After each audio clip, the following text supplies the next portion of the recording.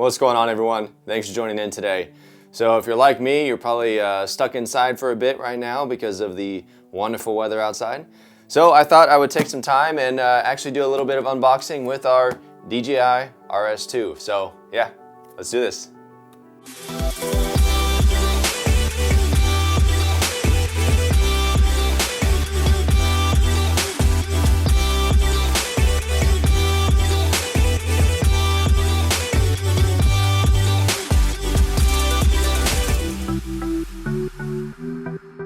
So thanks for sticking around. So today we are opening up the DJI RS2. I know it's been a little bit of a delay. I kept saying that we would get one here, open it up, do some test runs. We just kind of kept having to put it back. We've actually had this sitting in the corner of my office for a while, just didn't really have the time to be able to do a video for it. So now we're making the time. So we've got the DJI RS2 here. Now this particular unit came out mid-2020. Price range is about 850 bucks. Now they have a Pro model that's $1,000, $999, and that actually includes a follow focus. So $150 extra, you get a follow focus. It's a pretty good deal. I just got the basic version at $850. Now, no, DJI has not sent this to me. I'm not being paid to open this up and tell you all the wonderful things about it. I have not even used the unit yet, so I don't even know exactly if it's going to perform as they are anticipating. But knowing DJI products, I'm really looking forward to it. Now, if you see my other videos, you know that I am a huge Moza fan. I love the products that Moza has put out, but this unit here provides a whole nother level of gimbal technology. So just kind of a quick spec recap here. So with the DJI RS2, it comes in at 2.3 pounds of weight. 2.3 pounds. Now the Moza Air Cross 2, their smaller unit, this one right here, weighs 2 pounds, and this has a 7-pound payload, which is pretty impressive for such a small unit. But the DJI RS2 weighs in, again, at 2.3 pounds and has a 10-pound payload on it. It's really impressive. As along with that, it also has a 12-hour battery life, as well as a new fast charging system they've put in this device in order to provide up to 2 hours of runtime within a 15-minute charge. That's pretty awesome there. Now, along with that, they've also have a new touchscreen feature on the back of it that gives you full touchscreen controls for gimbal usage, but it's also supposed to give you a glimpse of what you're seeing in order to be able to use the active track system. Now, along with this, you also have the carbon fiber materials that are used on the gimbal, which help cut the weight of the gimbal, but still allowing a higher payload. As well as DJI has also put in their new fast track stabilizing algorithm that's supposed to completely smooth out all of your footage. That is what I'm mainly concerned with. Because like I've said in a lot of the other videos regarding gimbals, some of the biggest issues I have regarding these single handle gimbals is the fact that you still get a lot of wobble and you get that weird step pattern whenever you are moving. And you can do certain things to help eliminate that by taking smaller steps yourself, buying some crossbars for the unit, also holding the unit underslung so you allow gravity to kind of help balance things out. But according to DJI's promo video, this is supposed to smooth all that out. That is yet to be seen. Now, to compare this among some of the other models that it's similar to, you have the DJI Ronin S, which I personally did not like because of the weight factor. The Ronin S weighed around 4 pounds, which kept it just under the previous two-handle larger Ronin M unit, as well as it had an 8-pound payload. And then of course, it still had its 12-hour battery life, which is great. And then also between this unit and all the other previous gimbals that DJI has put out, they have detachable handles, which help a lot when you're trying to pack it away and store it and ship it different places. Now the Moza Air 2 comes in about 3.5 pounds, so it's a little bit lighter than the Ronin S, but a little over a pound heavier than the RS2. Now with the Moza Air 2, they claimed you got 16 hours of battery life, and I can claim that those batteries seem to last forever. The issue with the Moza Air 2 is it did not have a detachable handle, so it made it a little more difficult to transport it and have it in a bag and so forth. That was one of the main issues I personally had with the gimbal. And then there's the Zwin Crane 3S, which seemed like it was going to be this amazing gimbal, but I kept having problems with it. Now, since I got rid of my C300 Mark II and went with the C70, haven't had any issues at all. I'm guessing just because of the weight difference, but I haven't gotten any of the vibration issues that many of the other users have gotten with the Crane 3S. So far, to me, the Crane 3S and the Canon C70 are a really perfect combination, but the Crane 3S is heavy.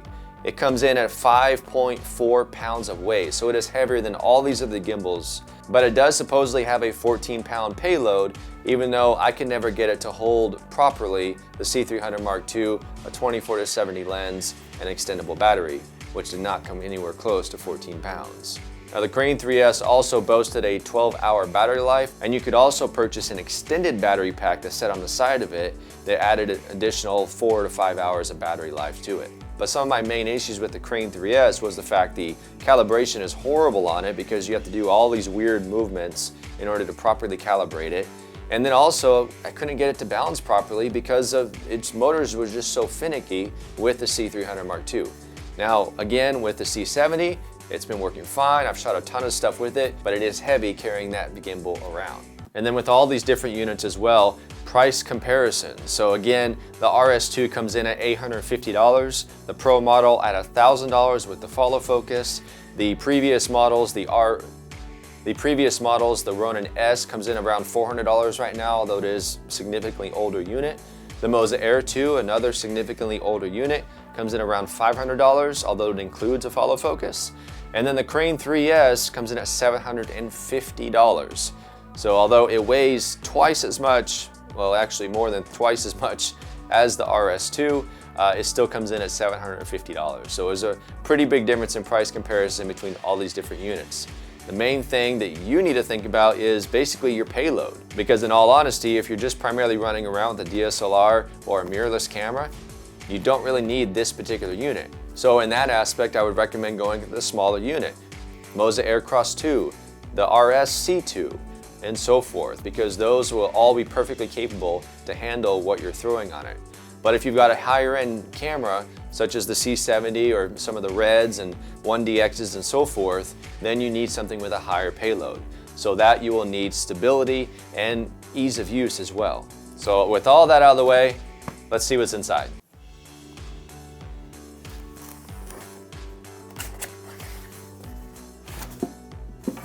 Wow, look at that. Nice little tiny case. Now so far I'm really impressed because seeing the box I was expecting a much larger unit, and then I pull this case out and I'm really excited to see what's inside. So we got the instruction manual here. We have a front pocket, actually real nice little case here.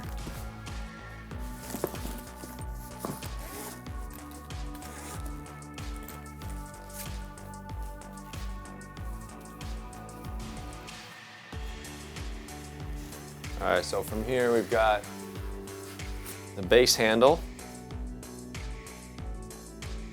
So the handle has its own threading. We've got the plate here.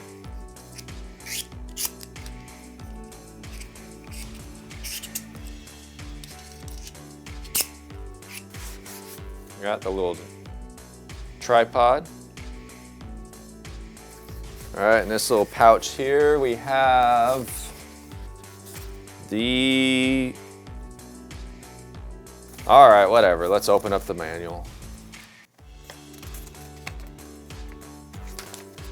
So this right here is actually an extension for a handle to be able to use briefcase mode, to give you more stability.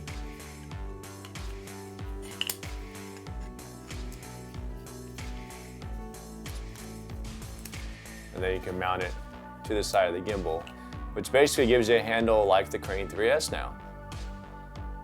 All right, and then in this top part,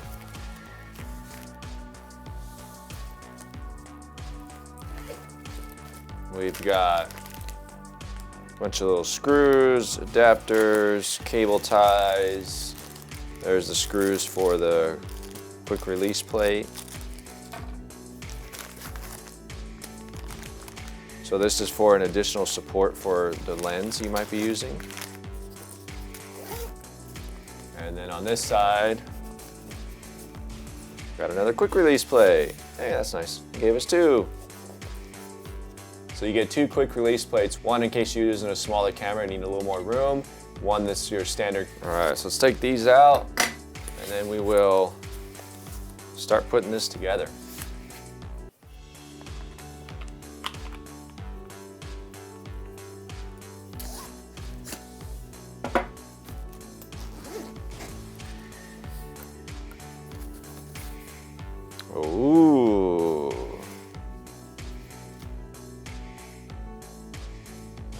is pretty.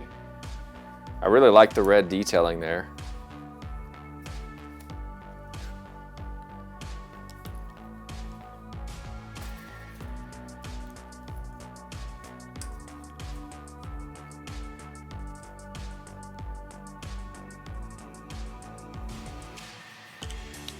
That's cool. So you've got a little slider here if you need the plates to slide forward or backward. You just turn this and it slides, it brings it forward or backward. Yeah, so you see on the back of the plate, there's a little set of notches there. So this allows this right here to actually slide it forward or backward with just slight, minute adjustments. Now that is really cool. Because typically, in order to balance your plate here, you would have to unlock this with every other gimbal, slide it around, relock it. But now with DJI's design, all you do, I'm guessing you still have to unlock this a bit, but you just turn that wheel and make small, minute adjustments. That's pretty sweet. You've got your locks here. So it's great that DJI really implemented the 3-lock system here. So on one side, you've got this lock here, which will unlock that axis. You've got another one here that unlocks this one. And then on the back side, you've got this one here, which unlocks that. And then we will remove this. There's our little badging.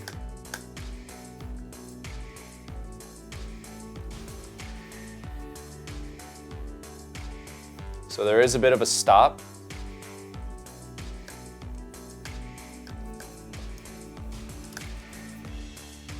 Now the rotation on this one is 360 degrees. So this one can spin around 360.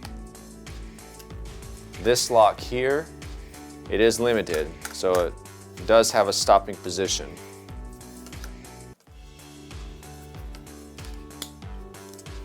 And then this lock here, yep, so that one also has a stopping position as well. So you've got the little finger wheel in the front, which is supposed to help you control focusing and other minute adjustments. So you've got your little terminals on the side here, which are made for little enhancements and accessories that DJI makes. For now, that's where this would actually slide onto.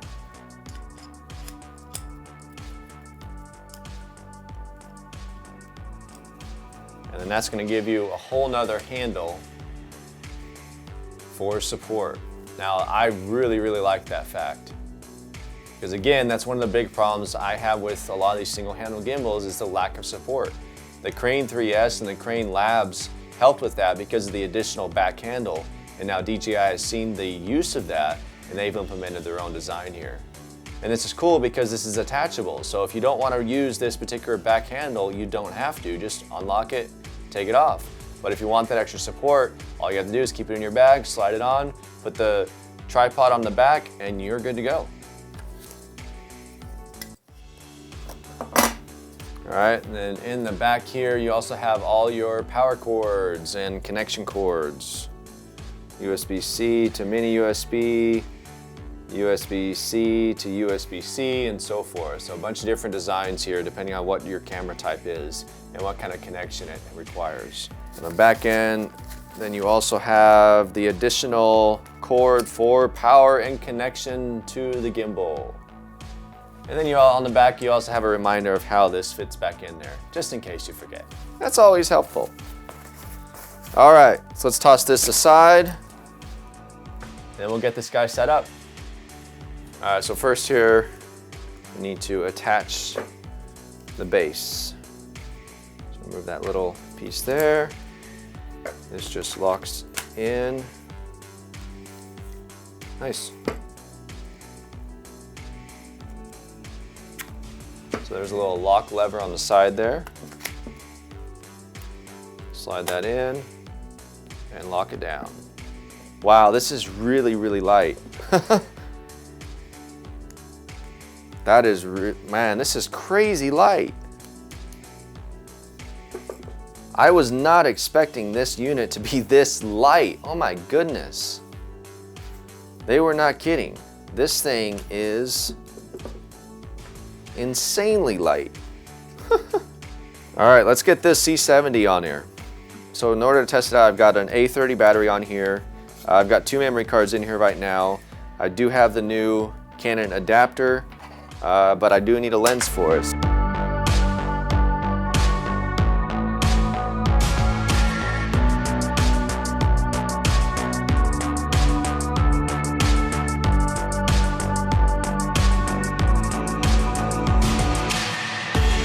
When you are putting on this plate, there are directional arrows, and so this plate is actually supposed to go on sideways with arrows pointing forward and backward here. Little lens security system here. Now, according to the diagram in the quick start, they recommend it being set up with this, like this, on the towards the outside of the lens here. So that's what we're gonna do. And they recommend this on here for when you have the super smooth setting on.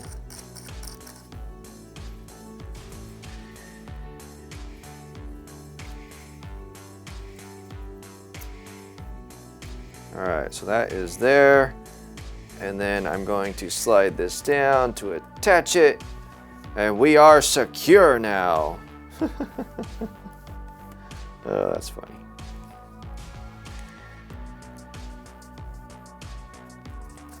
So there's slight Velcro on one side of here, and then my fabric material on the other side. So you loop it around back, and then you loop it back over to attach it. All right, now for the balancing part.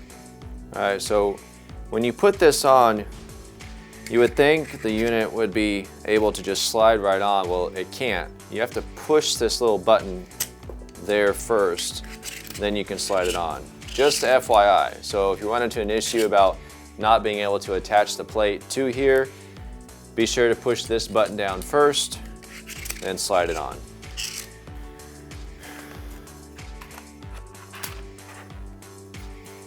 And lock it on the side.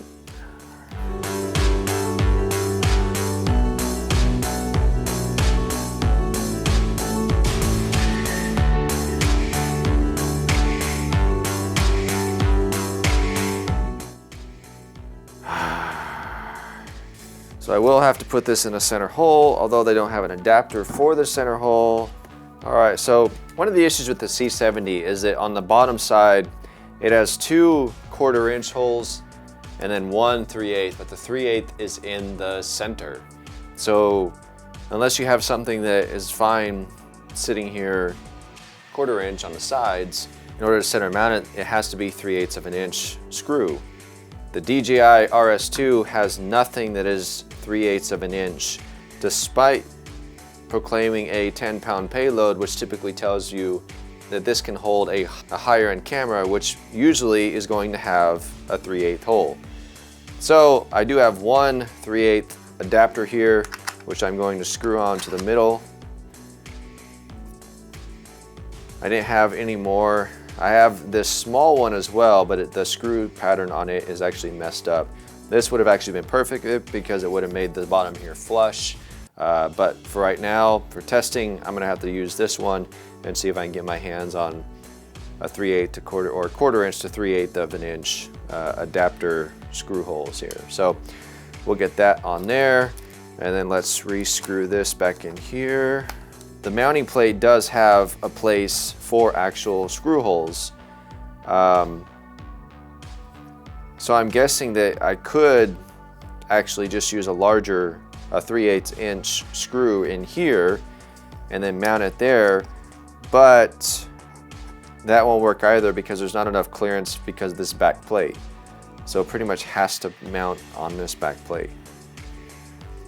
And then looking at this plate, you'd think, well, maybe I could just bypass this and just mount a larger screw here, but there's actually not enough clearance from the screw hole to the back here in order to make it. So you have to use the quick release plate that they provide. So we will do that. Now we get that situated, we'll put this plate back on. It's definitely not as secure with that, so just FYI, but this is just for testing purposes. All right, then we'll screw this lens support back in here. So we've got that situated. That is decently secure. I'm gonna have to take the strap off here. I'm not a fan of straps, but the side handle strap on the C70 is pretty nice to have. Right.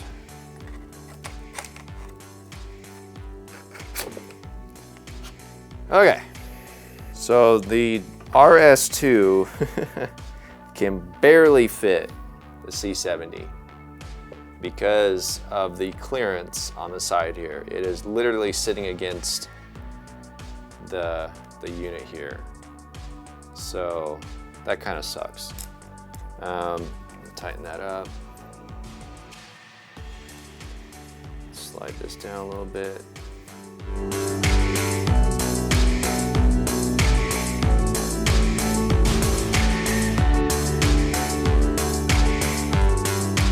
Okay, let's do this bottom part again. There we got that. Easiest way to figure out if it's balanced is just lean it at an angle. And that's pretty darn good. Slide that, relock it. There we go. All right. Let's unlock it all the way. All right, so we've got this all set up, all balanced. Now we need to activate the DJI unit. Agree and activate. Oh, I have to sign up a Ronin account. Oh my gosh.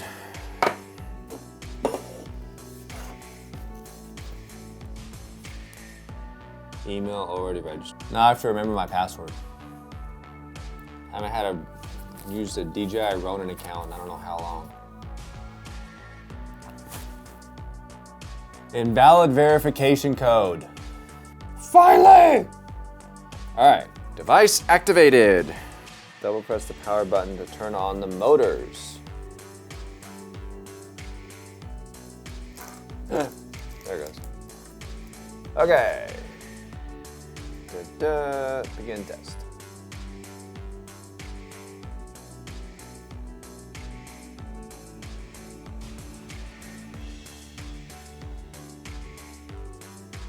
Excellent, excellent, excellent. Auto tune. Successful. Next. Gimbal button overview. Power button, double press to stop the motors, double press, turn it on. M button, press the M button to switch between user profiles. Press and hold to go into sport mode. Camera control button, short press the camera control button to use autofocus for supported camera models. Press to start, stop video recording, or press and hold to take a photo. Why would you use this for photos? Trigger button, press and hold the trigger to recenter all axes and triple press to enter exit selfie mode. And there's a firmware version update. I'm not gonna do that right now because it's gonna take too long.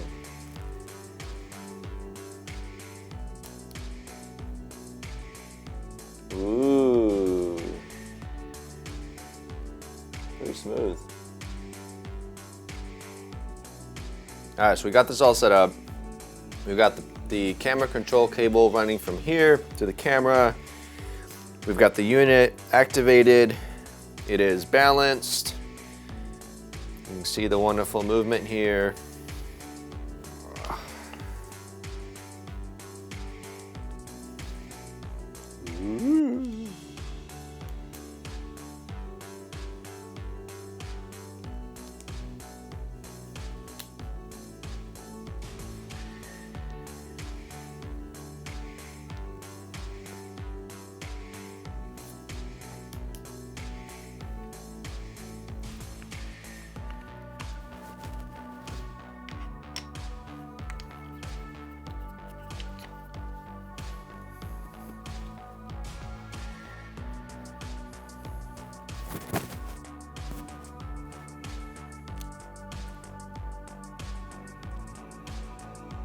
let's dive into the little touchscreen module here and let's see what that's about.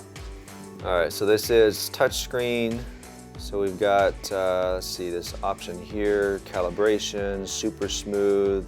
You can adjust the stiffness, and that's about it. I'll go ahead and remove this little screen protector. There we go. All right. Okay, so those are the three options there. So we have start calibration, super smooth option, and stiffness. If you're gonna use the super smooth, again, they do recommend using that little lens adapter, that lens support. Let's see, VTF, so we have our follow modes, a bunch of different ones, 3D, portrait, whoa, oh. So we got follow, first person view, roll 360, which has got, I'm guessing that's got to be the inception mode. Yeah, that's your like inception mode with what Moza has.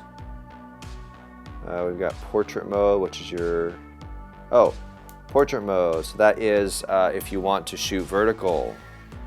And then let's put this back to regular follow. All right, we've got adjustments we can make here. Follow speed, slow, medium, fast, and custom. Let's put that back to medium. Disable selfie. Oh, what is this? We got silent mode, push mode, push pan, push tilt, disable selfie. Got more.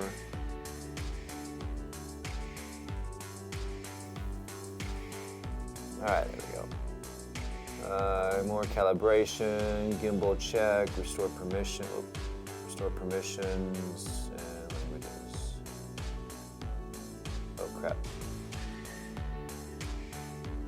Okay, there we go. All right. All right. This is a little finicky on the touch. Okay, stop.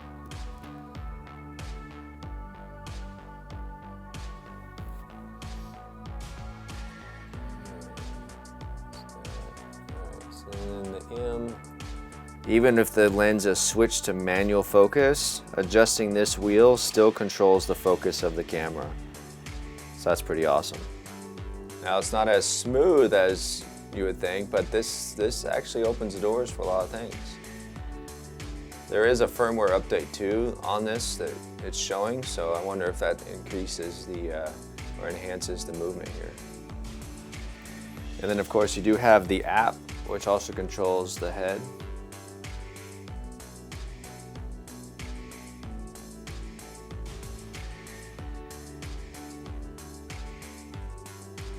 And then you also have Force Mobile, which actually allows the phone to be used as a joystick.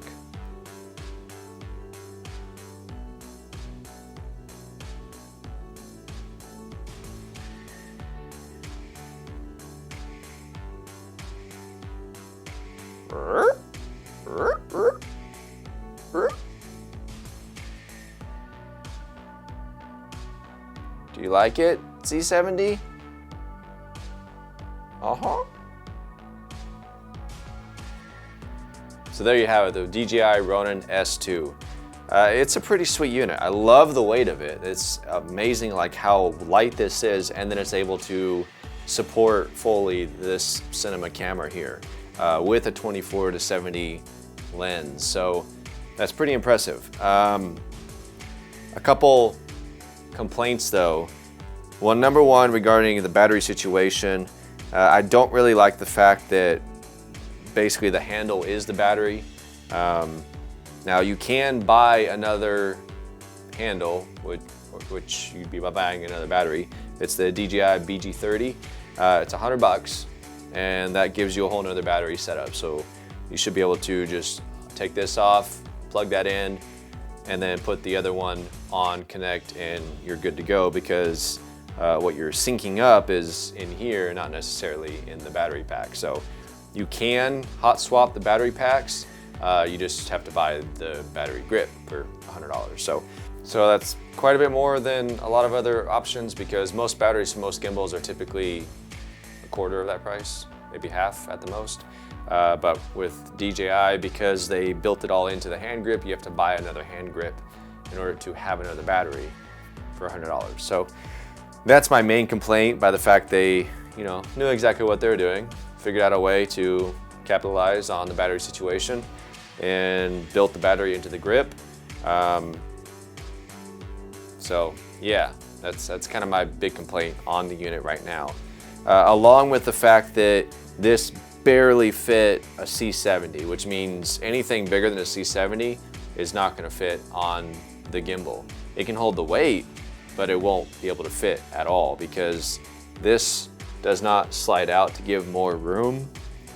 So anything wider than a C70 will not fit on here. I had to screw the 1/4 to 3/8 adapter into the center in order to be able to get it balanced from side to side, because in order to use the 1/4 inch screw on the end here, it was too side heavy. It wouldn't slide over far enough. So it had to be center mounted perfectly. But that pushed it literally right up against this axis here. So it is butt up against that. But I was able to get it balanced perfectly. No issues with balancing, no issues with performance so far. So those are my main things. Number one, battery situation would have been great if DJI had a little more consideration here, made it a little bit easier, instead of having to basically buy a whole new grip in order to be able to swap out batteries if there's, you have to swap battery. And then also the fact that it didn't include any particular setup for 3/8 screw camera mounts. It just focused everything on the 1/4. So this is obviously built more for smaller end cameras. So then that 10-pound payload really doesn't do anything, because smaller cameras don't weigh 10 pounds, unless you're throwing like a 70-200 lens on there. Why would you do that? Just a couple things there. Everything else seems to work really great on it. Performance of it, the smoothness of it. I am gonna take this out on a test to really get some good quality footage, probably just chasing my daughter around again. But we'll compare this against the Crane 3S, because again, my main concern is not so much using this with any of the other cameras I have, but primarily being able to use this with my C70, because this is my main go-to camera now. So I want something that is fully functional with this unit. So yeah, there you have it. DJI Ronin RS2. I'd love to hear your opinions, your thoughts, if you've used this particular unit. Again, if you've used any other gimbals that you love, that you think I should check out, be sure to drop it in the comment. And as well, I'd love to hear any input you have regarding the RS2 or the RSC2 in comments as well. So feel free to drop a comment, please subscribe, and until next time, we'll catch you all later, and please be safe.